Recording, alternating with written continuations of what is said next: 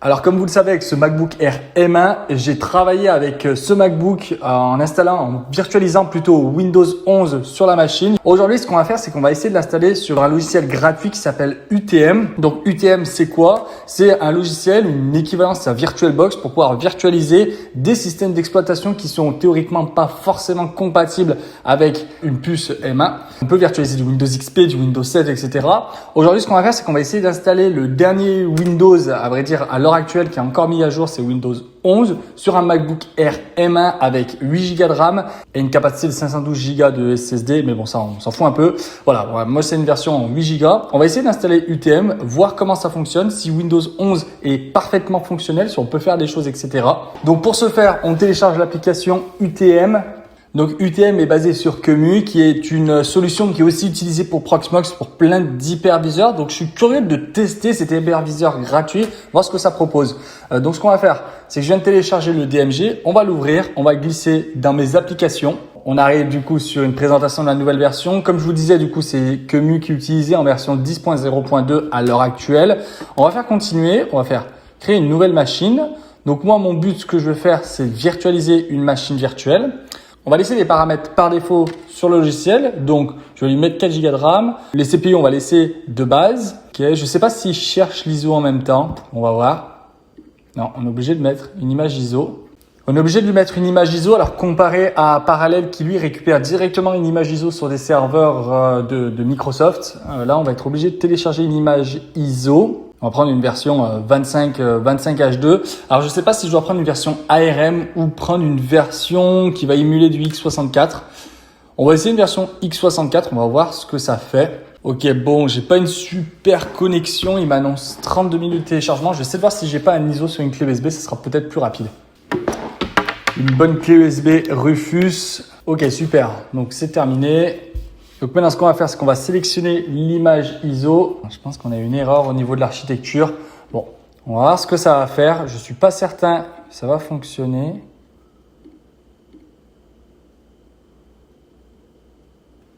Non, alors effectivement, il faut quand même une version en ARM. Je vais voir si l'image ISO est bien remontée, mais au vu de l'erreur qu'on avait, je pense que c'est normal que ça ne boote pas. Bon, malheureusement, je vais être obligé de lancer le téléchargement. On va mettre ça en français. On va laisser faire le téléchargement. J'en ai pour 20 minutes à peu près de téléchargement pour 7 Go. Bon, après une bonne vingtaine de minutes de chargement, ça y est, Windows 11 est téléchargé. Donc, ce qu'on va faire, c'est qu'on va retourner sur l'AVM. On va sélectionner le bon ISO. Ok, super, ça démarre. Donc, c'était bien ça le problème. Donc, il faut bien utiliser un ISO Windows 11 en version ARM64. Si vous prenez du x86, ça fonctionnera pas. On va sélectionner le disque dur et ok, l'installation de Windows 11 est lancée sur le poste. Donc on va laisser tourner tranquillement et puis on se retrouve une fois que le système d'exploitation aura été installé et comme ça on va pouvoir un peu tester les performances, voir si ça fonctionne correctement, etc. Voilà, je suis curieux de savoir comment ça fonctionne sur UTM comparé à Parallel Desktop. Ok, donc je viens de faire la configuration de base de Windows, créer le compte utilisateur, etc., accepter la télémétrie, bref. Donc là, du coup, on arrive sur le processus de la création du profil. Juste auparavant, j'ai fait la vidéo d'utiliser Windows 11 avec un seul giga de RAM. Ça a duré des plombes. Là, c'est vrai que c'est beaucoup plus réactif et c'est plus agréable quand même à travailler dessus. Si vous voulez voir la vidéo, d'ailleurs, elle est en description. Si vous voulez voir comment utiliser, si c'est encore, à vrai dire, possible d'utiliser Windows 11 avec uniquement un seul giga de RAM. Voilà, donc j'ai fait une vidéo, allez la voir, elle est en description. Donc pour rappel, sur cette machine, j'ai ajouté 4 giga de RAM sur la machine. J'ai laissé en fait les paramètres de base, donc je pense qu'il doit prendre la moitié des ressources du CPU pour regarder de la disponibilité système sur le macOS et en définir un peu sur le Windows. Automatiquement, on a les sortes de VMware Tools, donc là c'est les UTM Guest Tools qui démarrent. Donc on va les installer parce que là j'ai une résolution qui est catastrophique. Ok, donc la résolution est en train de s'améliorer. Donc ce qu'on va faire, c'est qu'on va redémarrer le système. Ok, donc la machine redémarre. On va voir si la résolution déjà prend la taille de l'ordinateur. Alors déjà, j'ai l'impression que la qualité est pas super bien. On va voir, je pense qu'il y a un paramétrage à faire, mais en fait, c'est énormément pixelisé. Là, je le vois sur des mises à jour en cours. Tout est pixelisé. Ok, paramètres d'affichage. Voilà, on va changer la résolution. On va mettre la résolution de l'écran Retina. C'est 2000 et quelques la résolution. Si on essaie déjà du 1920 par 1080, Ok, bon, j'ai des bandes noires et c'est illisible. Ok, donc là déjà, c'est un peu mieux. Ça prend la totalité de l'écran. On va voir, c'est peut-être le zoom maintenant qu'il faut retravailler. On va mettre en 150. Ouais, c'est un peu mieux. C'est pas foufou, peut-être 175. En fait, tout est pixelisé au niveau des écritures. C'est pas très agréable à regarder. Non, en fait, ça fait du grain au niveau des écritures. C'est pas très agréable. Ah, là, ça va mieux. Ouais, là, on est sur une belle résolution, c'est ça. Donc, la résolution à mettre, en fait, c'est du 2880 par du 1800. Et là, voilà, on a une belle... Les polices sont propres, etc. Ok, super. Donc, ce qu'on va faire, c'est qu'on va commencer un peu à naviguer sur la machine. On va ouvrir déjà un gestionnaire des tâches pour voir. Donc, à vide. Alors, je pense qu'il y a Windows Update qui doit tourner derrière. Mais là, pour le moment, voilà. Donc, le système est utilisé à 2,9 Go de RAM sur 4. Donc, du coup, voilà, c'est ça. Il y a 4 CPU virtuels sur 8 CPU physiques sur un MacBook Air M1. Pour rappel, cette machine-là n'a pas de ventilateur. Donc, il doit réguler en fait les fréquences quand le processeur est trop chaud. Mais du coup, ce qu'on va faire déjà, on va ouvrir Edge. Ok, donc la navigation est plutôt fluide, c'est quand même agréable. On va ouvrir une vidéo, on va voir si, par exemple, le son fonctionne, etc. On va prendre par exemple la dernière vidéo pour... Oula. Alors, je sais pas si vous entendez, mais c'est très... Le son est très saturé et il grésille. C'est un outil qui permet de chiffrer le disque dur pour pouvoir éviter que si on vole en... Ah, c'est pas foufou, je trouve. Alors, attendez, on va essayer de regarder s'il n'y a pas des paramètres dans la machine virtuelle au niveau du son. Ok, on va essayer ce mode-là, on va voir si le son est mieux. Modification un peu personnalisée. Ok, donc déjà, le son, c'est pas top. Alors, attendez, je vais regarder sur Internet. Éteindre la VM, parce qu'ils disent du coup, pour appliquer les paramètres qu'on a fait sur la carte réseau, il faut éteindre la VM et redémarrer la VM. Donc, on va tester, on va voir si c'est ça qui pose problème. Core Audio, ils disent que Core Audio, normalement, résout le problème. Bon, déjà, on peut voir qu'on peut naviguer facilement avec. Enfin, si pour faire de la navigation Internet, le MacBook Air fonctionne suffisamment. Il chauffe pas tant que ça. Regardez, je suis à 62 degrés. En plus, là, je démarre la machine, donc c'est sûr que les ressources sont beaucoup plus utilisées. Mais voilà, comparé à Parallel qui, lui, déjà... met en place correctement la résolution, etc. Là, il faut un peu bidouiller pour pouvoir mettre la bonne résolution. Mais bon, une fois quand c'est paramétré, déjà la résolution est assez sympa. Alors, c'est toujours pareil. Je sais pas pourquoi ça grésille comme ça. Sur Internet, ils disent que c'est souvent dû à l'émulation du son qui fonctionne pas super bien. Bon, c'est pas bien grave. Ce qu'on va faire, c'est qu'on va aller sur Ninit et on va télécharger à peu près les mêmes applications qu'on a faites pour le tuto de 1 Go de RAM et on va voir comment ça se comporte. Donc, on va ajouter Chrome, on va ajouter Foxit et on va ajouter LibreOffice pour tester, voir comment ça fonctionne. Et on va installer aussi un petit jeu. On va voir si on peut faire un peu de gaming dessus. Il faut que je trouve du coup un jeu compatible en ARM. Je voulais juste vérifier quelque chose parce que je trouve que la carte réseau sur la machine est assez lente. Enfin, quand je télécharge des applications, je trouve que le débit est assez lent. Ouais, Bon, ok, ouais, j'ai quand même un meilleur débit sur ma carte réseau de ma machine. À mon réseau, c'est vraiment en fait la carte réseau qui est moins bonne sur UTM. Alors, je sais pas pourquoi ça fait ça. Ok, donc là, je sature un peu la machine. Je suis en train d'installer des applications en même temps en naviguant. Ça ralentit un peu, mais c'est pas non plus désagréable. Et la température de l'ordinateur, voilà, ça commence par contre à chauffer. On a 83 degrés actuellement. Voilà, on peut voir juste ici 82, 95 degrés mes cœurs de performance. Donc, ça commence quand même pas mal à chauffer. La RAM est quand même bien descendue parce que tout à l'heure, on était pratiquement à 80% de RAM utilisée. Bon là, on est à la moitié, donc c'est pas non plus désagréable. J'ai installé du coup Minecraft. On va voir si c'est possible de jouer à Minecraft sur une couche de virtualisation Windows dessus. Donc j'ai trouvé un launcher sur internet, on va essayer de l'installer, on va voir. Je suis curieux de voir comment ça fonctionne. Ok, donc on va lancer l'installation de Java. C'est bien, le launcher, il me récupère automatiquement Java. J'ai pas besoin d'aller chercher une bonne version, etc. Donc là, je sollicite quand même pas mal la machine. Et on voit qu'on redescend pas à 80 degrés. Donc ouais, ça chauffe quand même pas mal.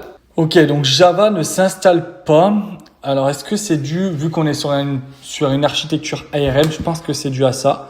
Java en ARM, on va voir s'il y a une version qui existe. Parce que c'est drôle, parce que sur le site de Java, j'ai pas l'option pour télécharger en 64 bits, donc je sais pas s'il a réellement été compilé. Ah, ok. Alors j'ai Edge qui vient de cracher sur la machine. Alors c'est drôle parce que sur Windows 11 avec un seul giga de RAM, j'ai jamais eu de crash de la machine. Là, par contre, c'est peut-être Edge qui se met à jour, je sais pas. En tout cas, là, je sollicite énormément la machine. Là, on est à 96 degrés sur les cœurs de performance et sur les efficients, on est à 83 degrés. Donc, on chauffe quand même pas mal. Puis même, je le vois que le MacBook quand même est assez chaud. En tout cas, voilà, la machine fonctionne bien. Vous pouvez quand même l'utiliser. Vous avez des petits ralentissements quand même quand vous faites plusieurs choses en même temps. Mais à vrai dire, c'est pas vraiment surprenant. Ok, donc après quelques minutes de chargement, j'ai les 3 applications qui se sont installées.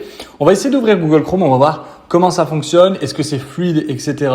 Bon, ça m'a l'air d'être bon. Ça s'ouvre déjà assez rapidement et on peut naviguer sur Internet. Bah, franchement, voilà, ça fonctionne super bien. Enfin, Google Chrome, du coup, sur UTM, en installant Windows 11, bah, ça fonctionne super bien. On va juste voir au niveau de la consommation de la RAM, on est à combien de pourcents.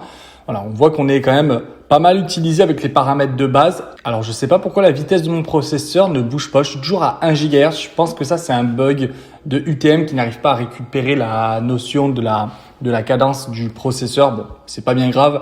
C'est que de l'affichage, mais voilà, c'est bien à soulever. Ok, donc on va essayer de lancer LibreOffice. On va essayer de lancer aussi Foxit. J'essaie de lancer plusieurs applications en même temps, voir si ça peut saturer le Mac.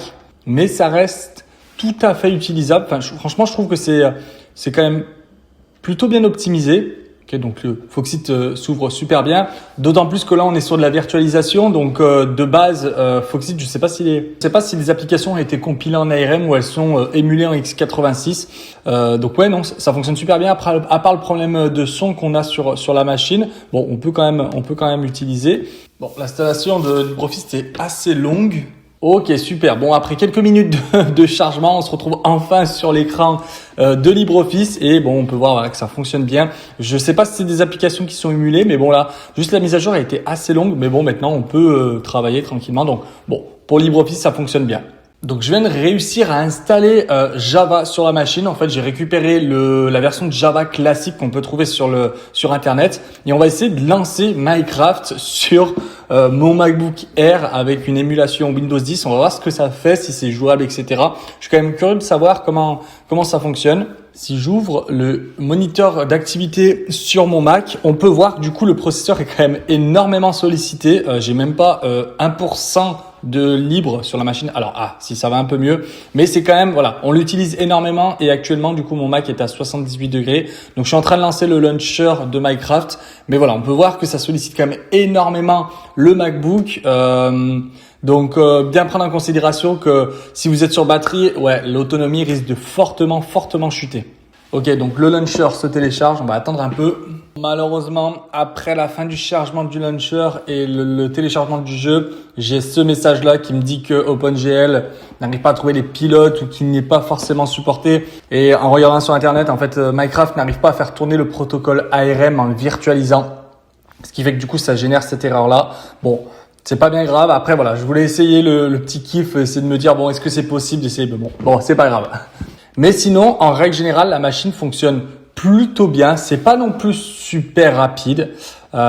Mais si vous voulez vraiment, voilà, faire quelques petites recherches, etc. Ou si par exemple vous avez besoin de faire fonctionner un logiciel à tout prix sur votre MacBook, vous pouvez émuler sur un MacBook Air M1 avec uniquement un seul giga de RAM.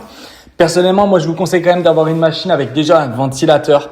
Comme ça, quand le processeur va chauffer, en fait, parce que ce qui va se produire, en fait, c'est que vu qu'avec Windows, le Mac chauffe beaucoup plus, vu qu'il doit faire tourner macOS et Windows, le ventilateur, lui, va permettre de conserver des fréquences assez hautes et une machine assez performante. Là, le problème avec un MacBook Air, toute la partie des MacBook Air, les MacBook Neo, vu que c'est des machines sans ventilateur, une fois que le processeur chauffe, en fait, l'ordinateur est obligé de baisser ses fréquences pour pouvoir faire fonctionner correctement le système. Donc, ça ralentit énormément la machine. Mais voilà. Moi, ce que je conseille, c'est un ventilateur. Donc, au minimum, un MacBook Pro et 16 Go de RAM au minimum pour pouvoir bien faire fonctionner macOS. Même si on modifie, on essaie de mettre un peu plus de RAM, etc.